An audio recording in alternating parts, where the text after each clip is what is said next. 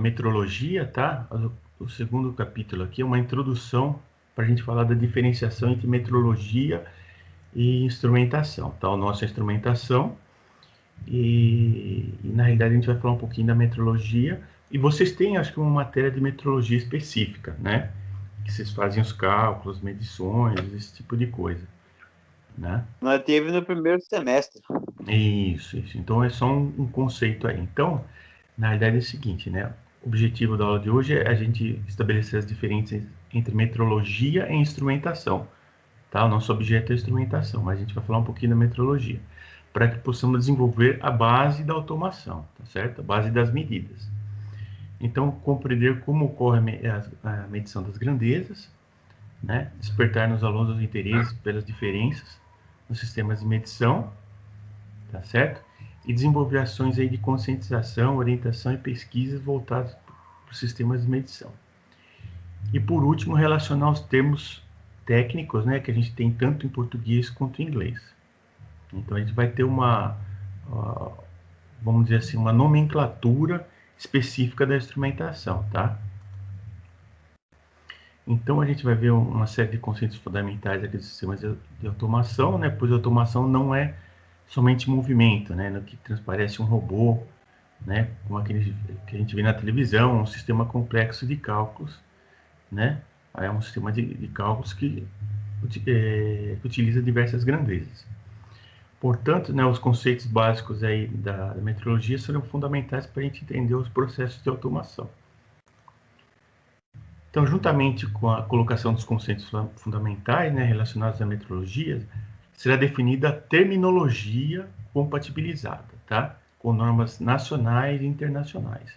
Então, quando eu falar de range, span, certos termos técnicos, eles estão relacionados aí, tá, com uma terminologia, uma linguagem, tá certo, que o pessoal usa, né, o pessoal técnico usa. Então, essa terminologia deverá ser empregada no âmbito da disciplina. Então, procurando sempre respeitar a base técnica, científica e a objetividade. Então, a gente pode ver aí, encontrar diferença aí em relação a outras instituições, né, já que ainda não existe uma terminologia comum no uso do Brasil. Só que a nomenclatura utilizada, a mais forte utilizada, é esse vocabulário internacional de metrologia, que na realidade são todas as nomenclaturas, todos os termos, tá, de medição. Quando eu falar medição, erro, todos os conceitos eles estão nesse vocabulário, tá certo? Não tem nenhum vocabulário técnico, tá certo? Publicado pela Inmetro. Então, metrologia vai ser o que? A ciência das medições, tá certo? Então, né, como você já viu na disciplina, né, ela vai abranger aspectos teóricos, práticos, que asseguram a precisão exigida no processo produtivo. Então, por exemplo, quando eu vou produzir lá uma esfera para um rolamento, ela tem que ter uma medida de precisão que garanta lá a qualidade, né, dos produtos, serviços, né? Então, vou ter que ter calibração de instrumentos para medir isso daí, sejam eles analógico, digital, eletrônico, certo? Então, a metrologia também diz respeito ao conhecimento de pesos, medidas e unidades de medidas aí, né? E conforme eles evoluíram, aí, né? Dos tempos antigos até o tempo moderno. Então, em metro é quem faz essa normalização, tá certo? Metro é um órgão do governo que faz essa parte de normalização, né? Que são as normas técnicas, tudo. E da parte de qualidade industrial. Né? Então, ele tem toda uma documentação aí para, né, que ele publica. Então, né, vamos ver a diferença entre metrologia e instrumentação. Né? A metrologia vai ser, como a gente falou, a ciência da medição. Ele vai tratar dos conceitos básicos, dos métodos de erro, como é que eu faço, né? Como é que são os sistemas de medição, esse tipo de coisas, padrões, né? Quantidade de grandezas físicas, bem como a caracterização do comportamento aí, tanto estático, né, quanto dinâmico dos sistemas de medição. Tá? Só que na metrologia, o sistema de medição é considerado uma caixa preta, porque ele não se preocupa com o instrumento de medição, e só com a medição em si. certo? Então, se quiser ver aí a parte de metrologia, tem o site aí, né, para ver do Inmetro. Então, qual que é o nosso objetivo? O nosso objetivo é a instrumentação, né, que vai ser as técnicas de utilização dos instrumentos, tá certo? Para observar, medir, registrar e controlar, tá certo? E atuar em fenômenos físicos, tá certo? Por exemplo, quando eu vou fazer a medição lá de uma temperatura, certo? Qual o instrumento que eu vou utilizar para medir, certo? Como eu vou registrar essas medidas, tá certo? Como eu vou controlar, usar a temperatura para controlar um processo, coisa que a gente já viu aí um pouquinho dos processos na aula passada, né? Então, a instrumentação vai se preocupar com estudo, desenvolvimento e aplicação e operação dos instrumentos, tá certo? A gente viu aqui nos processos, inicialmente eram processos manuais aí, né? Através de um operador, e depois a gente teve aí os processos automatizados, essa medição, né? E esse controle de forma mais automatizada aí. Então, o conceito de medição, né, vai ser o conjunto de operações que tem por objetivo determinar o valor de uma grandeza, através de processos manuais ou automáticos. Então, aí, temperatura, força, intensidade luminosa, pH, comprimento, né, vão ser as grandezas a serem medidas, tá certo? Então, a operação de medição vai ser realizada genericamente por um sistema de medição. Então, outros nomes que a gente tem para designar um sistema de medição: máquina de medir, medidor, instrumento de medição, aparelho de medir, né, ou equipamento de medição. Obtém-se uma operação, né, que a gente chama de leitura, né, que é caracterizada por um número acompanhada de uma unidade de leitura, né? O número corresponde ao valor momentâneo, né? Lógico, a gente depois vai ver momentâneo, médio, desvio padrão, aí tem aquela parte do controle de qualidade, que tem as variações das medições, tá? Então, a leitura é sempre com um número acompanhado de uma unidade de medida, que a gente vai ver bem no próximo capítulo, no capítulo que vem aí, tá? Do sistema de medição. Então, eu vou ter sempre um valor, eu vou ter um fator multiplicativo e a unidade. Por exemplo, 100 km. 100 é o número que a gente tem da grandeza. O K é o fator multiplicativo, né? Vezes 1000, né?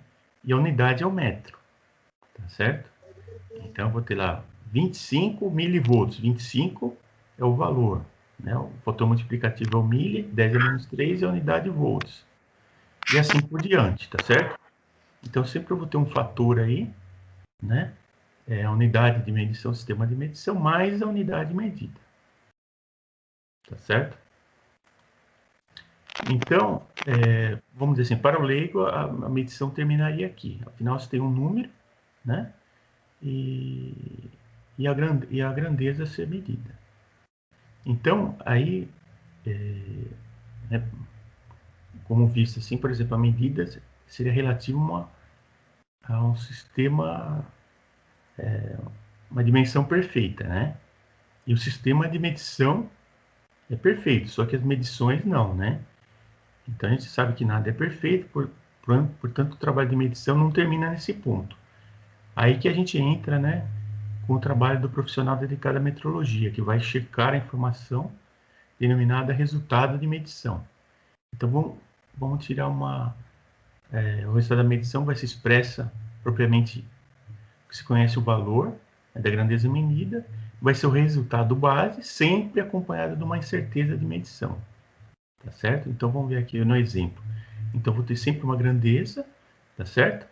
E eu vou ter uma incerteza, mais ou menos uma incerteza de medição. Vamos ver o exemplo para ficar mais fácil. Por exemplo, eu tenho uma série de medidas, tá? Eu pego vários instrumentos ou várias medidas, tá? E vou fazer a leitura por exemplo, do diâmetro de uma esfera, por exemplo. Então, eu tenho várias medidas, 40,40. 50,40, 50,37, 39, 38, 36. Então, o resultado da medição, na verdade, eu faço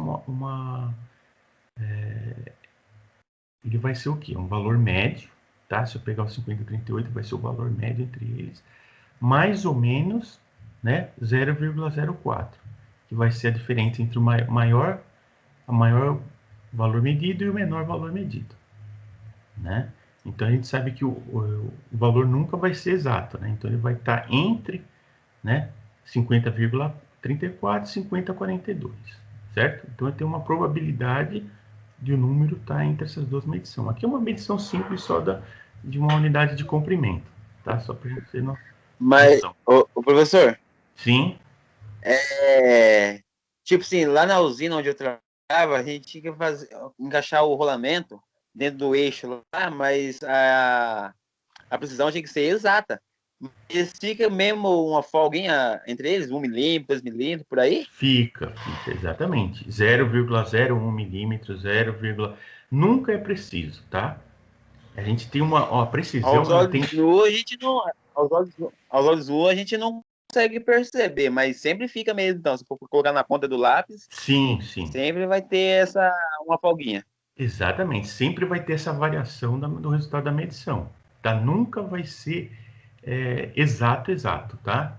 Como a gente falou, nada na natureza vai ser 100% exato, certo? Sempre ele vai ter um erro de medição, tá? Eu não sei se você já trabalhou com paquímetro e micrômetro. Então, o paquímetro ele tem uma precisão, o micrômetro tem uma precisão maior, mas os dois chegam a um limite, entendeu? De medição, tá certo? Uhum. Então, sempre vai ter um errozinho, vai ter essa variação, né? Então, por exemplo, o valor vai estar entre 30 e 50 e 34 e 50 e 42. Sempre vai ter essa variação. Tá ok? Beleza. Ok. Então, o resultado da medição, né, como eu falei, né, o resultado base pode ser uma medida ou medidas de várias grandezas, um valor calculado em função de diversas grandezas, né? Então, a certeza de medição tem um valor limite mínimo, inferior ou superior, sempre relativo a uma base. Então, a gente vai ter erros no sistema de medição, tá certo? Aí vai depender do quanto a gente quer que esse erro atenda ao nosso sistema, entendeu? Por exemplo, às vezes uma ferramenta ela vai ter uma precisão menor do que, por exemplo, o diâmetro do cilindro de um motor. Tá? O motor vai ser bem mais preciso do que, às vezes, uma peça, um parafuso, uma peça qualquer, entendeu? Vai ter uma medição lá, por exemplo, um parafuso que eu vou utilizar. Lá vai estar, se eu tirar uma medida de vários parafusos, tiver uma caixa de parafusos, vou ter várias medidas, eu vou ter um erro. Por exemplo, se eu tiver um cilindro lá de um motor, a precisão vai ser muito maior, o erro vai ser menor, certo? Então, cada um conforme a sua necessidade no processo aí, no processo industrial. Então, em função dos erros do sistema de medição e da variação da grandeza medida, né, o procedimento de determinação do resultado deverá ser realizado baseado no conhecimento do processo, certo? Que define a grandeza a ser medida. Então, eu vou conhecer aquele processo lá, qual a grandeza que eu preciso, né, alcançar. Conhecimento do sistema de medição, né, e bom senso. Então, aí que são determinados os procedimentos para a determinação do sistema de medição. Então, a determinação do resultado não é uma atividade simples. Aí é necessário todos os envolvidos em metrologia estejam devidamente treinados e dominados. Então, o que vai entrar na metrologia? A estatística, né? O conhecimento da qualificação do sistema de medição, pleno domínio dos métodos. Na verdade, você faz um método, depois você cria uma norma para fazer aquela medição, entendeu? Então, sempre com a mesma características, certo? Somente assim pode-se fazer uma metrologia dimensional correta e com fiabilidade. Antes de abordar mais profundamente esse assunto, outros conceitos a gente precisa ver. Então, sistema generalizado de medição, né, que a gente falou que a metrologia, né, como uma caixa preta, né, a gente só analisa os números aqui, né, e a estatística, né. E, em muitos casos, torna-se interessante a gente caracterizar esses módulos, né, do sistema de medição de forma independente. Aqui é o conceito que a gente vai ver do instrumento, né, que transforma a grandeza medida em um sinal proporcional mecânico, pneumático, elétrico ou outro. Tá certo? Então, eu pego um fenômeno físico e vou transformar numa grandeza, por exemplo, elétrica ou mecânica, tá? Ou pneumática. Tá certo? Então, por exemplo, eu pego a pressão e posso transformar num sinal de corrente, certo? Eu pego a temperatura e posso transformar numa grandeza mecânica, numa variação mecânica. A gente vai ver isso daí mais para frente. Então, assim, essa aqui é a distorção do sistema de medição, tá certo? Então, eu tenho a grandeza a ser medida. O que é a grandeza? Temperatura, pH, altura, várias grandezas aí que a gente vai ter, tá certo? Eu vou ter esse sistema de medição aqui que entra o instrumento, que a gente vai ver os instrumentos, tá certo? Mais para frente. E eu vou ter desse resultado uma medida, tá certo? Ah, professor, mas o que é esse transdutor? O transdutor é o conversor de um tipo de energia em outro tipo, tá?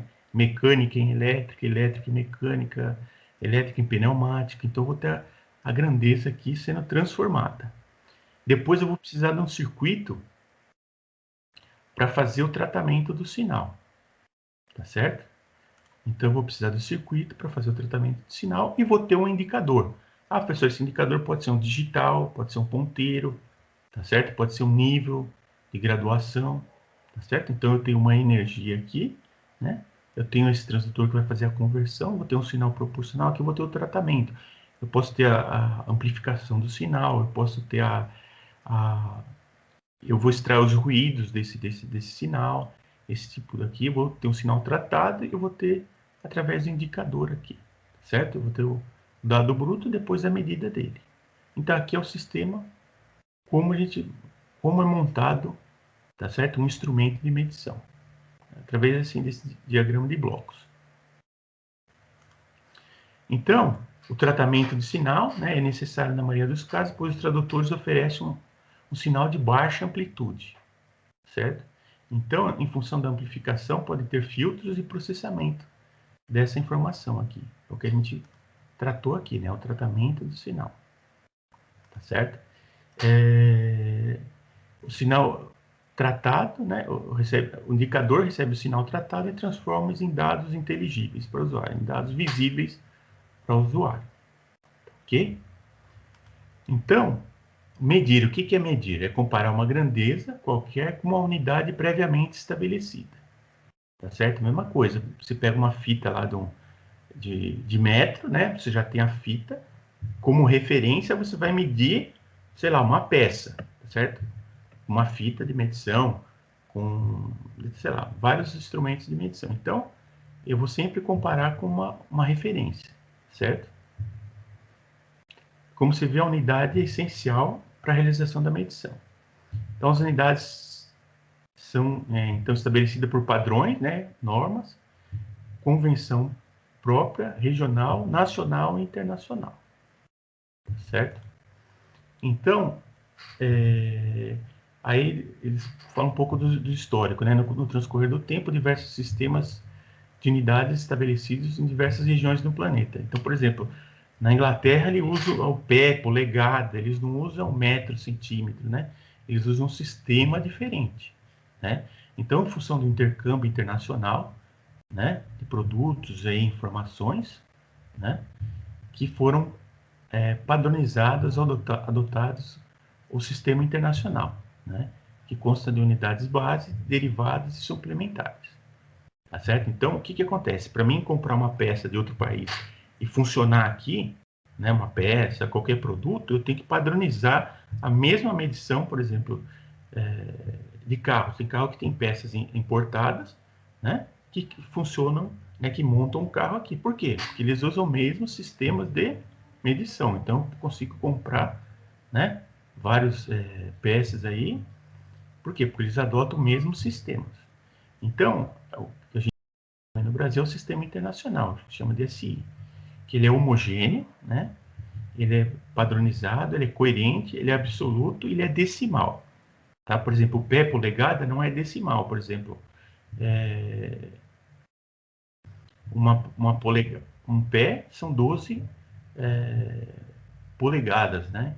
Então não é decimal. E o sistema internacional, ele é decimal. Se tiver dúvida, interrompe, pode perguntar, tá certo? Senão eu tô tocando o bonde aí. Então... Eu só fiquei em dúvida esse negócio aí, professor, de um pé 12 polegadas. Isso. Depois a gente Tem vai como o ver... senhor explicar? Depois o senhor explica bem certinho, né? No capítulo 3, a gente vai falar sobre isso aí. E vocês vão ver bastante isso daí. Vão Beleza. calcular, vão quebrar a cabeça aí, fazendo cálculo aí. Tá? Beleza. Então, aqui é só para citar para vocês que o sistema internacional que a gente adota, ele vai ser decimal. Tá certo? Por exemplo, eu tenho aí uma grama, 1 quilograma é 1000 vezes uma grama, certo? Tá certo? Então a gente vai ter esse sistema aí decimal. Então o sistema é homogêneo porque as grandezas, porque fixadas as grandezas, suas unidades fundamentais, é possível derivar outras grandezas em unidades. Tá certo? Por exemplo, a pressão. A pressão é derivada da força dividido pela... Tá certo? Então uma grandeza é derivada da outra. Tá certo? Só um exemplo para vocês. É coerente, porque a multiplicação, a divisão de duas ou mais grandezas origina sempre uma nova grandeza. Certo? É absoluto porque as grandezas fundamentais não são alteradas. E é decimal porque as unidades de grandeza são sempre múltiplas ou submúltiplas de 10. Então vai crescendo, tá certo? Eu tenho lá metro, decímetro, centímetro, milímetro, eu tenho submúltiplos. E os múltiplos? Decâmetro, hectômetro, quilômetro, tá certo? Então eu tenho as grandezas. Então, só para a gente ter uma ideia como evoluiu as grandezas, a gente vai fazer um breve histórico aí do metro. A medida do metro ela começou na França em 1790, tá certo? Que adotou um padrão de comprimento que não dependesse nem do corpo humano nem de materializações deterioradas pelo tempo, porque antigamente, na realidade, assim, o pé, por exemplo, a medida britânica, o pé era o pé do rei, a polegada era o tamanho da polegada do rei, então tinha uma medida de referência. Isso é lá bem antigamente, entendeu? O braço, né? Então tem braço, então era a medida do corpo humano. Então antigamente usavam medidas, eles não tinham sistema de medidas, entendeu? Eles usavam do corpo humano, tá certo? Então não tinha sistema ainda. Então o metro começou, a gente só está dando um exemplo do metro, né? Começou medido aí através de uma milionésima parte de um quarto do meridiano terrestre que passa por Paris. Então, foi adotado isso daqui, né, como medida, certo? Só que depois eles desenvolveram outras técnicas, né?